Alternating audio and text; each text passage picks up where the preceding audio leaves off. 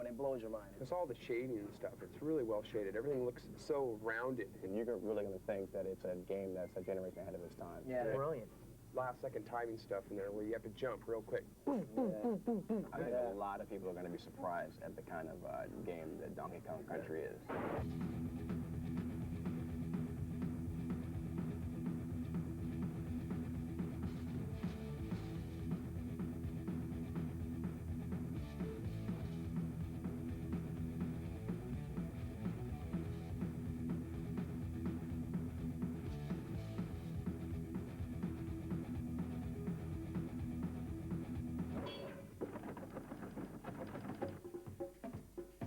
Here we are today on our way to Redmond, Washington to take an exclusive insider's look at Nintendo's new revolutionary yet unreleased game, Donkey Kong Country. Where do they get a load of us? Guys, we finally made it. Nintendo of America, the fortress. Let's find out what Donkey Kong Country is all about. Let's go inside. Let's do it. Hey, it's Ken Lobb, development manager. Hey, man, how's it going? Donkey Kong Country, how you doing? Ken, what is the deal with this here?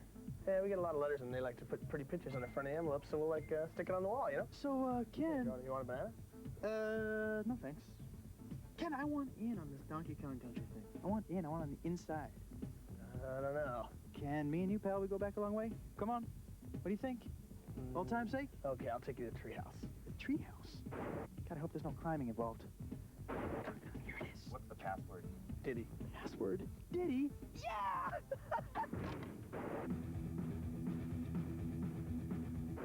You know, after about 1,000 ditties, we finally get into the treehouse. We're gonna say hello to Tony Harmon. He is the product development manager here at Nintendo. Tony, how you doing? Pretty good. Welcome to the treehouse. Thank you very much. And I want to know the story behind the game. I'm here to talk about the story. I'm the wrong guy. We need to get Dan here. This is Dan Elson. Oh, Dan. What's up? How are you? Pretty good. Good, Dan. I want to know something about this story. Basically, we had a chance to kind of create a new story for Donkey Kong. We gave him a world to live in, some supporting characters, foremost among those Diddy Kong, the little Kong wannabe monkey guy. Little Kong wannabe? He's a cool little dude who follows Kong around, tries to be just like him. The story actually picks up with Diddy sitting in the jungle guarding the banana horde. No sooner does the storm start, nightfall, Kremlings come, stuff Diddy in the barrel. What are...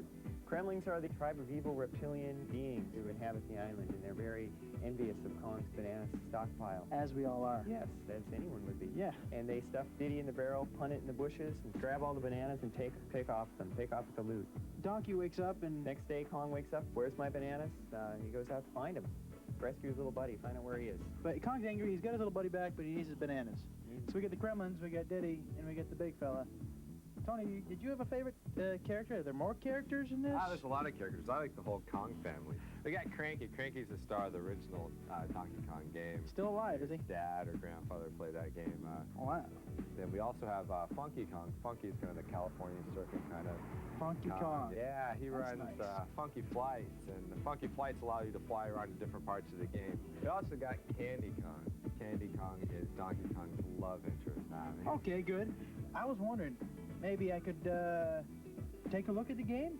Yeah, sure. Right over here. These guys are so easy. Yeah. This is Armand, and this is Rich. Hey, how you doing? Oh, hey. These guys test Donkey Kong Country for a living. We have hundreds of areas in Donkey Kong Country, and these guys have to play each area probably 100, 200 times each, weeding out all the bugs. This is a prototype board. There's 8 chips on this, 4 meg each, which makes it a 32 meg game, the biggest game ever. This 32 megs allows us to do a variety of action and a variety of backgrounds. We have snow levels, jungle levels, The pyramid type level. pyramid levels, cave scaffolding level, The forest levels. the industrial level, And underground factories, all kinds of A lot of different bizarre levels places that you wouldn't expect to find on an island. Yeah, it does. We've got a bunch of guys that call it goodies. These guys help you out. We got Ramby, who's a rhinoceros who bashes through some walls, helps you find some hidden areas. We got Winky the frog. He's bad. He can jump on top of Can't forget electricity. Espresso either. Yeah, we got Espresso. That's the ostrich, a flying ostrich with his little bitty wings and goes flapping along the top of the screen. We have a lot of other special effects we do as well. On the snow level, we have 12 different layers of snow going back and forth. We have forest levels with parallax scrolls for dimension in the game. But how did this project get started? Visited my friends at Rare. Rare's been working with Nintendo for a number of years, and Tim Stamper, the head creative person there, was telling me about an idea he had to make a game out of fully rendered characters. Tim, I was just curious as to how you made them look so real. Because we're based in Twycross, we have a zoo about 2 miles away. You went to the zoo. The zoo, yeah, and had a good look at the gorillas and the monkeys, and with video cameras, it's pretty funny. Hey, big fella. Hey, there's Diddy. Diddy and Donkey. Oh, okay, out of the way, Diddy. How's it feel to be the prototype, fellas? Using advanced computers to produce a 3-dimensional model that we can display on a computer screen. So, what do we got to eat here? Well, today we got the cream of banana soup, the banana and peanut butter sandwich. Hey, your name is George, George Zachary from Silicon Graphics. I was wondering if you could help me out a little bit in explaining the game. Sure, it's a really cool game. It was created on this thing called the Challenge, which is this really advanced supercomputer. Basically, picture 20 supercomputers in a box. Now, with all this technology, am I going to have to buy an adapter for my home Nintendo? Not at all. In fact, when the game was created on the Challenge, it was basically specially output to the Super Nintendo game system. So it basically comes in a cartridge, you stick it in the system, and you play. How do we make the roundness, the 3D? Actually, it was created on the Challenge, first in wireframe. Actually, then you grow shade them, or you can Phong shade them, and then you actually texture map them. And you can even trilinearly bitmap interpolate. That sounds a little dangerous. And let me ask you this. I heard downstairs something about ACM Yeah, that's technology. advanced computer modeling. Basically, what you can do with it is it lets you create fully realistic, fully rendered 3D graphics, so the person has a sense of really being there. Same computers that we used in Terminator 2, Jurassic Park, new movies like True Lies, Mask. A year and a half later, we're closing on the finish of the game. All right, here we are. We're about to talk to 2 guys who play this game 24 hours a day, 7 days a week. And guess what, folks? Guess what? They get paid. This is Henry. Henry, say hello. Hey, what's up? Henry, we were wondering if maybe you could show us a couple tips and pointers. Yeah, sure, no problem. That'd be great. Okay, well, this is the first level, and this is Donkey Kong's treehouse, and that's where we got our name from. There's a banana arrow on top of the trees when you first start. Donkey Kong can drop down there, and he can knock the keg out of the floor, and he can roll it up against the wall, and bounce back and ride it. And Donkey Kong will just cruise straight through the first part of this stage, and it's a good way to get people started off. You can just bowl over some of the tougher enemies that might have gave him a problem. Right there. Hey, you hungry? You want a banana? No. Well, I guess I could show you something else, too. This is a snow level later on in the game. It is snowing. Donkey Kong can now ride in barrels and shoot out. And this one part here is a series of barrels, and if you can navigate it properly, almost perfect, and not miss anything, you can score a bunch of free men at the end of the level. Bunch of free men, not just one. A bunch. A blue balloon comes up, and Donkey Kong can grab it. There it is. It's very hard? It's tough. You got to get it down perfect. And Wow, so you got a bunch of free men. Let's go talk to Isaac. This is Isaac. Isaac, say hello. Hello. Isaac, I was wondering maybe you could show us a couple more pointers. Possible? Yeah, I can do that. No problem. These guys are great. All right. What do we got? We got more snow. Yeah, we have more snow here. Okay. What we're going to do is we're going to jump on this igloo and use this really slow vulture. It looks peculiar. Peculiar enough to get us into a bonus level. Bonus. And I must say, this is one of over 100 bonus levels. 100 bonus levels. Yeah, and in this bonus level, Not you something have you see in every game. Absolutely. You have to guess which barrel that this golden medallion is going to wind up in. Like to take a guess? Yeah, the far right. Oh, you're very good. Okay, the second tip I'm going to show you, it involves our little friend Diddy. Diddy. Yeah, Diddy's the cool guy. You walk over to this little thing here, and you jump on top of it. You're going to grab that rope, let the rope take you over. Jump right on top of that little stump in the ground. Pick up the TNT. Walk over to this oil can, blow it up, fall right into another bonus level. Now, what you want to do in this bonus level is jump out of this canister, out of this little can, and grab the balloon. So we have some pointers now. Good thing you came with us, because you learned some things today that, boy, you're not going to learn just anywhere else. You thought it was going to be a waste of your time, didn't you? Fried green bananas. Bananas au gratin.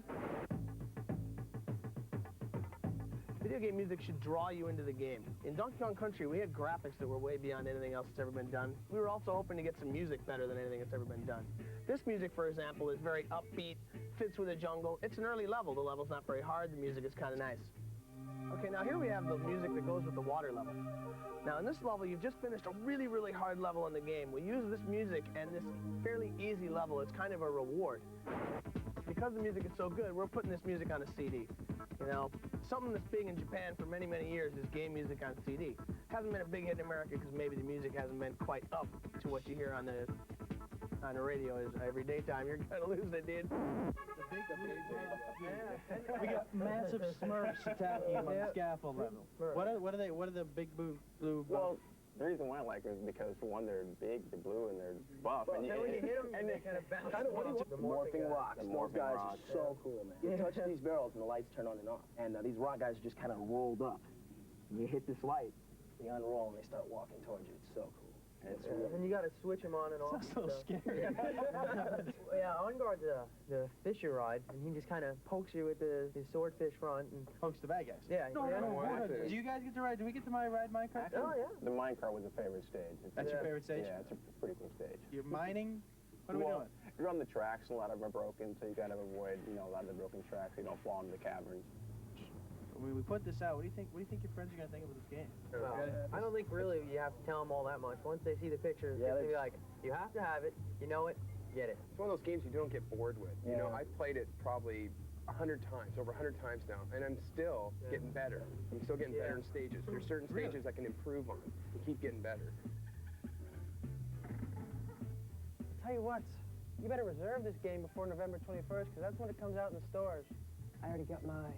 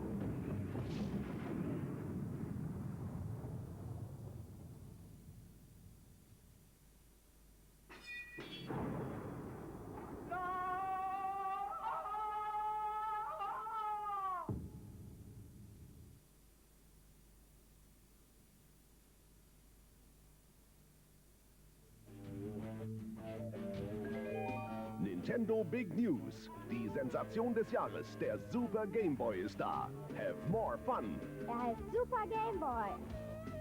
Das ist absolut neu, die Nintendo-Sensation des Jahres. Mit dem Super Game Boy kannst du alle Game Boy-Spiele auch auf dem 16-Bit Super Nintendo spielen. Du traust deinen Augen nicht. Alle deine Game Boy-Spiele erscheinen jetzt vielfach größer auf dem TV-Bildschirm und in Farbe. Und es geht ganz leicht. Steck einfach dein Game Boy-Spiel in den Super Game Boy. Und dann den Super Game Boy in die Super Nintendo-Konsole. Ist doch wie Zauberei, oder? Wie heißt das? Super Game Boy. Der Super Game Boy macht einfach mehr Spaß. Denn damit kannst du deine Game Boy-Spiele ganz groß und bunt erleben. So sieht das Spiel mit dem Game Boy aus. Und so mit dem Super Game Boy. Vielfach größer und in Farbe. Ich kann sogar meinen eigenen Rahmen gestalten. Entweder suchst du dir einen der 9 vorprogrammierten Spielspaßrahmen aus oder du gestaltest ihn nach deinen eigenen Wünschen. Und wenn du den Controller eine Zeit lang nicht bedienst, dann wirst du eine Überraschung erleben. Ich kann auch meine Maus benutzen. Und damit oder mit dem Controller die Farben selbst bestimmen. Viele Farbkombinationen sind automatisch gespeichert und sekundenschnell abrufbar, wie es dir am meisten Spaß macht. Zum Beispiel kannst du das Farbpalettensymbol anklicken und zwischen 32 tollen Farbkombinationen wählen, die bereits gespeichert sind. Wenn dir diese Farbkombinationen nicht ausreichen, kannst du auch deine eigenen gestalten. Klick einfach das Farbgestaltungssymbol an und lass deiner Kreativität freien Lauf. Mit 364 Farben zum eigenen Kombinieren kannst du jedes deiner Gameboy-Spiele nach Lust und Laune einfärben. Oder du willst einen der 9 gespeicherten Rahmen einspielen. Kein Problem. Einfach das Rahmensymbol anklicken. Fertig. Vielleicht willst du aber auch deinen Spielspaßrahmen selbst gestalten. Klick einfach das Graffiti-Symbol an und du kannst deinen Rahmen mit den schönsten Graffitis bemalen. Da macht das Spielen noch mehr Spaß. Der Super Game Boy macht's möglich. Deine Game Boy-Spiele in Farbe, im großen TV-Bildschirmformat. Das heißt, vielfach größer als vorher. Und in variablen Farben.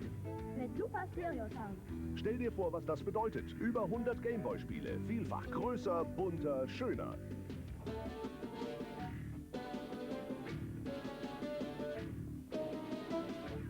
Du findest den Super Game Boy sicher auch ganz toll. Und du hast die Wahl zwischen 2 super Angeboten. Du hast schon einen Game Boy und ein Super Nintendo? Dann fehlt dir nur noch der Super Game Boy für den absoluten Spielspaß. Damit du all deine Game Boy-Spiele immer wieder zu Hause oder unterwegs spielen kannst.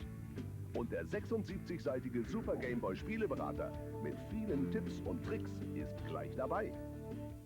Die Sensation des Jahres. Jetzt gibt es die Verbindung zwischen der Welt des Game Boy und der Welt des Super Nintendo. Super Game Boy. Du hast schon ein paar Game Boy Spiele? Jetzt kannst du sie alle auch auf dem Super Nintendo spielen. Mit dem Super Game Boy. In Farbe, mit Stereo-Sound und auf dem großen TV-Bildschirm. Spiel deine Game Boy Spiele auf dem Super Nintendo. Super Game Boy macht einfach mehr Spaß. Nintendo, have more fun. Oder du brauchst das More Fun Set, wenn dir noch das Super Nintendo mit seiner 16-Bit-Power fehlt. Im More Fun Set bekommst du alles in einem Komplettset zum super Preis. Die 16-Bit Super Nintendo-Konsole mit Hightech-Controller und das ultimative Super Nintendo-Abenteuerspiel Super Mario World.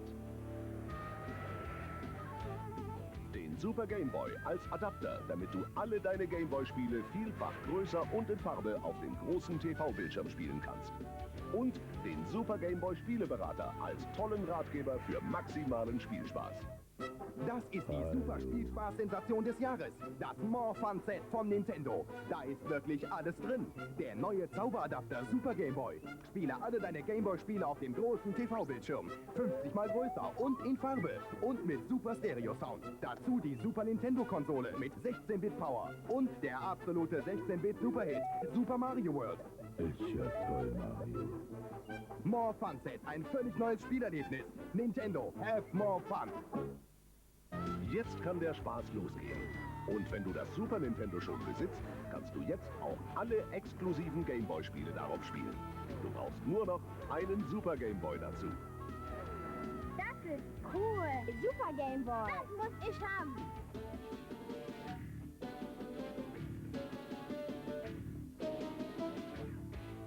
Der Super Game Boy macht's möglich. Jetzt kannst du all deine Game Boy Spiele auch auf dem Super Nintendo spielen und ganz neu erleben. Das ist eine echte Sensation. Vielfach größer auf dem großen TV-Bildschirm. In Farbe, mit eigener Farbwahl, mit selbstgestalteten Spielspaßrahmen und in super Stereo-Sound. Das ist sie, die Nintendo Big News. Have more fun mit dem Super Game Boy und dem More Fun Set. Nintendo, have more fun.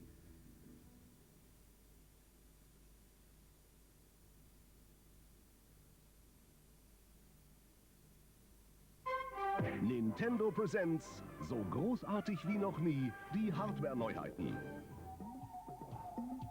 Der Super Game Boy inklusive Super Game Boy Spieleberater. Damit kannst du alle Game Boy Spiele auch auf dem Super Nintendo spielen. Vielfach größer auf dem großen Fernsehbildschirm, in Farbe und mit super Stereo-Sound. Und bei den Super Game Boy Spielen wie Donkey Kong stehen dir sogar bis zu 364 Farben zur Verfügung. Die Sensation des Jahres. Jetzt gibt es die Verbindung zwischen der Welt des Game Boy und der Welt des Super Nintendo. Super Game Boy. Du hast schon ein paar Game Boy Spiele? Jetzt kannst du sie alle auch auf dem Super Nintendo spielen. Mit dem Super Game Boy. In Farbe, mit Stereo-Sound und auf dem großen TV-Bildschirm. Spiel deine Game Boy Spiele auf dem Super Nintendo. Super Game Boy macht einfach mehr Spaß. Nintendo, have more fun. Das More Fun Set mit allem, was dazugehört. Der ideale Einstieg in die Welt des Super Nintendo.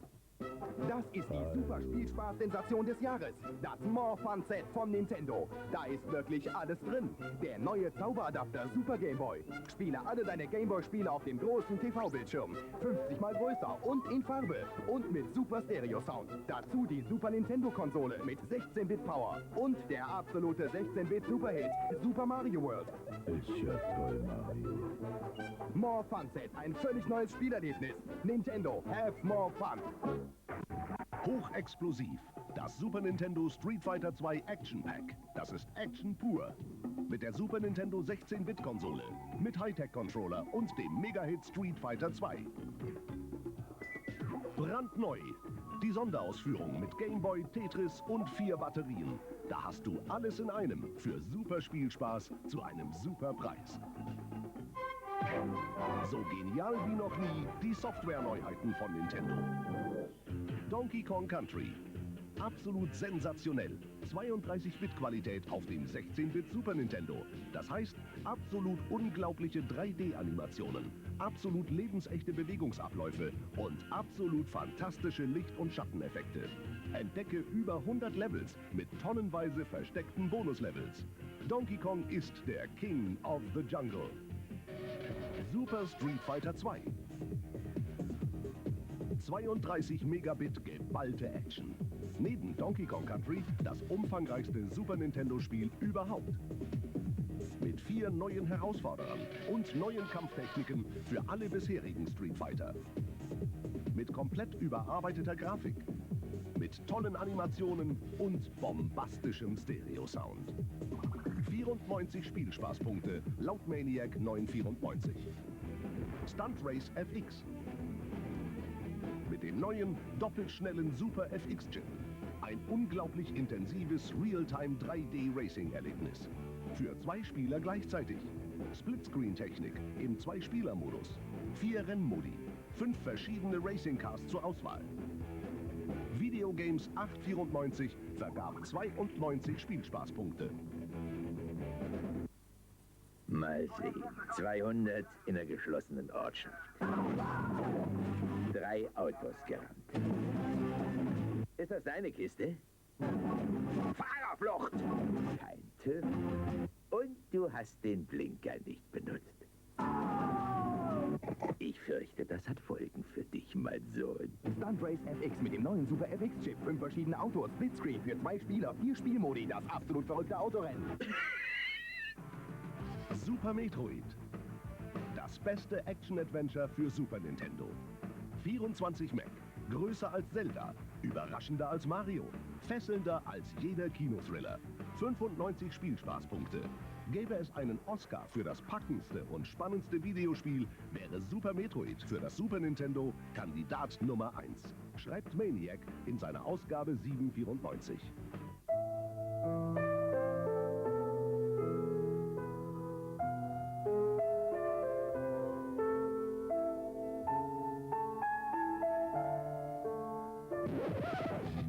Nintendo Presents Super Metroid, das beste Action-Adventure für Super Nintendo.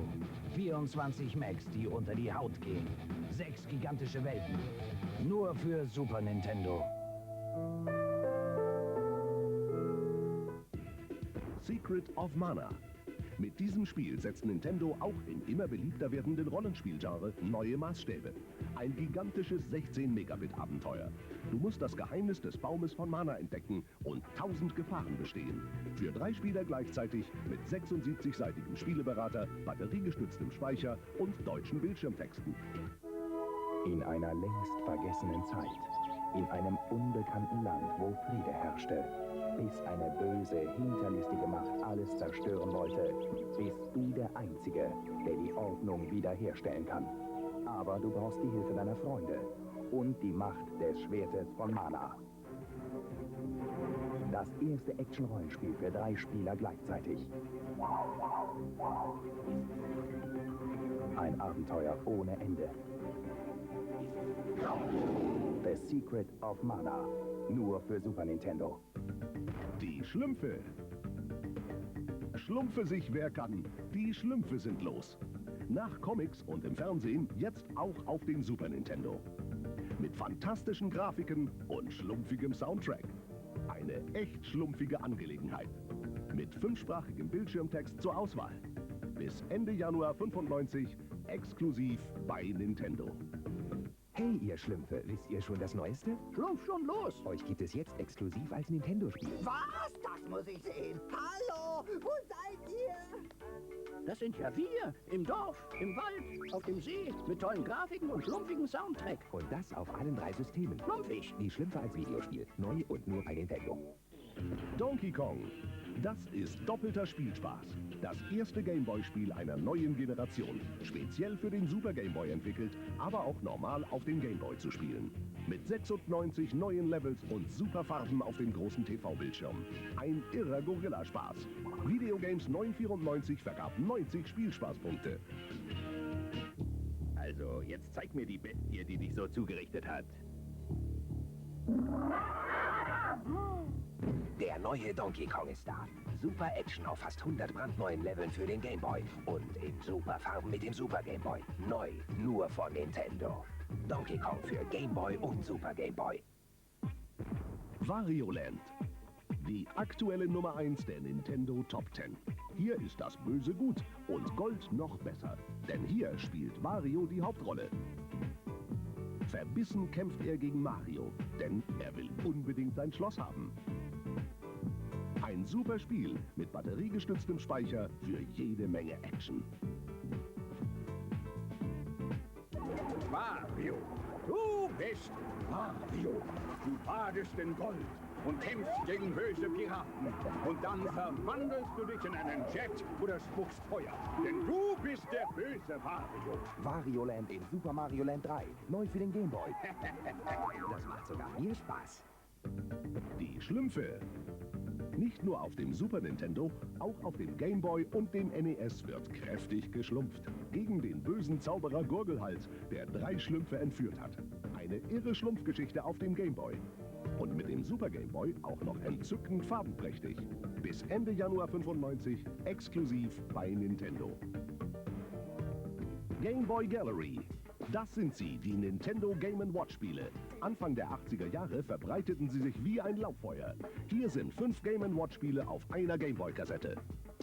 Ball ist das Spiel für Jongleure. In Vermin kriegen die Maulwürfe eins aufs Haupt. Flagman verlangt ein phänomenales Gedächtnis. Manhole ist für Brückenbauer. Und bei Cement Factory ist Timing alles. Space Invaders. Neu und bisher einmalig das Gameboy-Spiel, das Super Gameboy-Spiel und das Super Nintendo-Spiel zusammen auf einer Gameboy-Kassette. Klassische Spielhallen-Action für 2 Spieler, für zu Hause und unterwegs. Das sind sie, die Nintendo Hardware und Software News. Have more fun, immer und überall mit Nintendo.